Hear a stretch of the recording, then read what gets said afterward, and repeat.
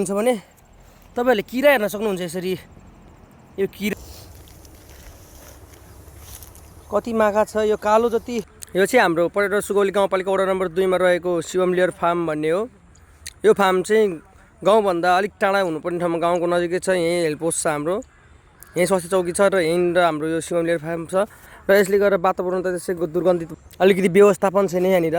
व्यवस्थापन बिनाको यसरी यो कालो पानीहरू यसरी फोहोरहरू जतिसुकै पनि यहाँनिर फोहोर सुली गु निक्लिन्छ त्यो यसरी फालेको छ। यहाँनिर यसरी गाउँै दुर्गन्धित गाउँै रोगी बनाउनको लागि यसरी यहाँनिर फालिएको छ। यसमै झिँगा मसिनाहरू जति पनि यहाँनिरबाट किरा झिँगाहरू निक्लिन्छ त्यो सबै गाउँमा पुग्छ। गाउँ यहीँ छ, एउटा हाम्रो गाउँ यहीँ छ, अर्को गाउँ त्यहाँ छ, अर्को यसको पछाडि छ। यति नजिक गाउँ हुँदा पनि उनीहरूले एउटा राम्रो व्यवस्थापन गर्न सकेको छैन। सुली भने सुली फालिरहेको छ। अनि यसरी त्यहाँबाट निक्लेको फोहोर कचराहरू सबै यहाँनिर ल्याएर यसरी फालिन्छ र फालेको छ। व्यवस्थित केही पनि गरेको छैन। यहाँनिर जनताहरूलाई चाहिँ मरोसे भनेर राखेको छ। यसरी गरेर चाहिँ यसको यो गु वहाँबाट निक्लेको पानीहरू यो फार्मबाट निक्लेको पानीहरूले नै अन्त यस्तो बनाएको छ। सबैले यो गाउँ छोडेरै जानेसम्मको अवस्थिति भइसकेको छ। अनि र भैँसीहरू यस्तो पानीमा आल खेल्छ। यहाँनिर किरा कति जम्सहरू होला यस्तो पानीमा खेल्छ, घर जान्छ, घरमा जिउमा झिँगा बसेको हुन्छ, के बसेको हुन्छ त्यही झिँगाहरू बच्चाहरूले खाएको खानामा बस्छ। त्यही भएर सम्बन्धित निकायले यो सबैभन्दा चाँडो हेरिदिनु पर्ने हुनेछ। यसरी हामीले यो गाई भैँसी चराउने ठाउँ छ र यहाँनिर यत्तिकै फोहोरहरू बिना व्यवस्थितकै फालेको छ। यहाँ चाहिँ यसरी यहाँनिर यो ट्र्याक्टरबाट भित्रबाट शिवम लेयर फार्मबाट भित्रबाट निकालेपछि यस्तो दुर्गन्धहरू यसरी व्यवस्थापन बिनाको यसरी बाहिर फाल्ने गरिन्छ। यहाँनिर छ सबै ल हेर्नु यसरी यस्तो छ सबै यस्तो हिलो फोहोर यहाँनिर मान्छे मार्नको लागि बनाएको छ। यहाँनिर सबै यो फोहोरहरू यसरी फालिएको छ। यो अरूभन्दा पनि यो लेयर्स नै बन्द हुनुपर्ने अवस्था देखेको छ हामीले। अब यसलाई सुधारिँदैन। हामीले आएको विगत केही वर्षदेखि नै हामीले यहाँहरूलाई पहिलेदेखि भने हो हामीले यस्तो गर्नु हुँदैन, यसलाई व्यवस्थापन गर्नु तपाईँहरूले भनेको। अब अहिलेसम्म व्यवस्थापन भएको भन्ने कुराहरू अहिलेसम्म केही देखिएको छैन।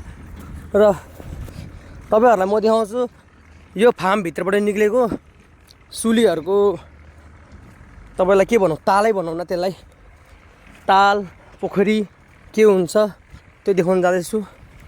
यो तपाईँहरूले देखिराख्नु भएको यो कुनै पानी पटाउनलाई कुलो राखेको होइन, यो खेतहरूमा लाने कुलो होइन। यसबाट चाहिँ शिवम लेयर्स फार्मले यहाँबाट आफ्नो जुन जति फार्महरू छ त्यताबाट निक्लेको गन्दगीहरू यो कुलोबाट यसरी बगाएर यहाँनिर यत्रो ठुलो ताल बनाएको छ। यहाँनिर झिँगाहरूको त्यस्तो नै बिगबिगी छ। अब सबैभन्दा सुरुमा चाहिँ यहाँनिरको सम्बन्धित निकायले हेर्नुपर्ने हुन्छ। यहाँको वडा अध्यक्ष होस् वा गाउँपालिकाको मेयरहरू होस् वा माननीय संसदहरू होस्, उहाँहरूले सबैभन्दा सुरुमा चाहिँ यो हेरिदिनु पर्ने हुन्छ। सहर मात्रै कति विकास गर्नुहुन्छ, सब गाउँको पनि समस्याहरू तपाईँहरूले बुझिदिनु होला। त्यसको साथमा यो अरूभन्दा नि यसलाई सुधार्न सकिन्छ जस्तो हामीलाई लाग्दैन। हामीले आएको विगत धेरै वर्षदेखि नै हामीले यो भन्दै आएको हो, हामीले जुलुस नारा पनि गरेको हो। अनि यो यस्तो रहेको छ र उसले चाहिँ आफूलाई के सम्झिन्छ थाहा भएन, तर उसले चाहिँ यो गन्दगीहरू यसरी राखेर हाम्रो यो नागरिकहरूलाई मार्न खोजिरहेको छ। यस्तरी झिँगाहरू यस्तो ठाउँमा अब यस्तो झिँगाहरू आउँछन्। यहाँनिर नाक नथुनी बोल्न सकिँदैन। ल हेर्नुहोस् यहाँनिर झिँगाहरूको बिगबिगी झिँगा छ यहाँनिर। यस्तो तपाईँहरूले यहाँनिर भड्किरहेको माखाहरू देख्न सक्नुहुन्छ। कति माखा छ। यो कालो जति कुनै पत्तामा लागेको त्यो रङहरू होइन, यिनीहरू सबै माखाहरू हो। ल हेर्नुहोस् तपाईँहरू आफै नै हरियो माखा, अरूभन्दा नि हरियो माखा आउँछ, खानामा बस्छ। सबै बच्चाहरू हुन्छ, ठुलो मान्छे वृद्धहरू हुनुहुन्छ, उहाँहरू सबैजनाले खाना खाने बेला खानामा आएर बसिदिन्छ।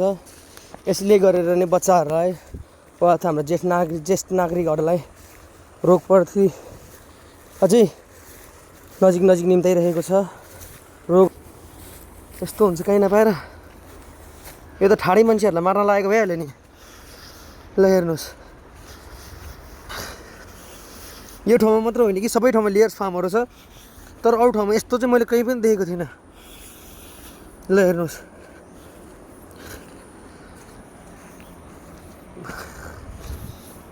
बोल्न नसकिने अवस्थामा छ। यसरी माथि कुखुरा राख्छ, कुखुराले भएको चाहिँ सबै तल, त्यहाँबाट बगाएर अघि जुन मैले त्यहाँनिर कुलो देखाएँ त्यहाँबाट सबै यतातिर गाउँमा गन्ध, एकदम दुर्गन्ध बढेको छ, वातावरण दुर्गन्ध भएको छ। वातावरण सँगसँगै लगायत यो हाम्रो खोला नाला वायु सँगसँगै हाम्रो पानी जल प्रदूषण पनि यसले गरिरहेको छ। यहाँनिर हेर्नुहुन्छ भने तपाईँहरूले किरा हेर्न सक्नुहुन्छ। यसरी यो किरा रहेको छ यहाँनिर, यसरी किराहरू ठाउँ ठाउँमा यस्तरी किराहरू रहेको छ। अब तपाईँहरू नै बुझ्नुहोस् न कति गाह्रो भइरह्यो होला यो गाउँको नागरिकहरूलाई। सम्बन्धित निकायले हेर्नुपर्ने हुन्छ, यहाँको वडा अध्यक्ष होस्, गाउँपालिकाको मेयरहरू होस्, माननीय संसदहरू होस्, उहाँहरूले सबैभन्दा सुरुमा चाहिँ यो हेरिदिनु पर्ने हुन्छ।